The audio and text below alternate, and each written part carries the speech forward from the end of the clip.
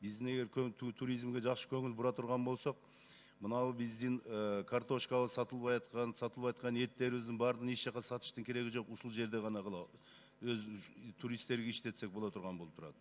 Ушу туризмдин жолу боюнча, туризм немеси боюнча айтпайсыздарбы, бир алып келбейсиздерби, жеңилдетилген виза боюнча.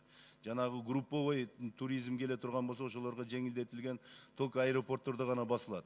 Группа кирип, группа чыга турган кылып. Эгер бүгүн биз ушуну кылбасак, эртең кечигип калабыз. Мына азыр Өзбекстанга өтө турган болсоңуз, пограничнигиден баштап гаисиге чейин бардыгы жакшы келиң, жакшы барың деп кофесинен бери куюп берип атат. А биздин пограничниктер болсо искусственный, кечегинде барсам дагы искусственный создавать этип алыптыр очередьте. Эки баласы отурат, калганы разводто деп ошондой шылтоолор менен отурат. Кирсеңиз, ичине кирсеңиз капкараңгы. Bir $5.000 менен bir жакшыны барып апапагай болуп жасала турган нерсе андай эмес.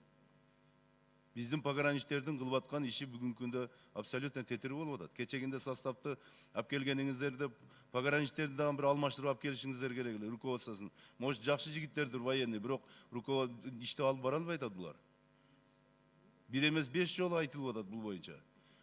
Эгер сырттан келген адам бизге кирип аткандан кийин погранични кантип тосуп алса, ошентип биздин мамлекетти эсептейт. Булардын мамлекети ушундай экен дейт.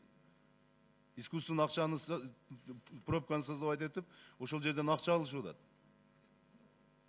Ошон үчүн ушул нерсеге көңүл буруп, болбосо руководствосын алмаштыргыла, жаңы койгула.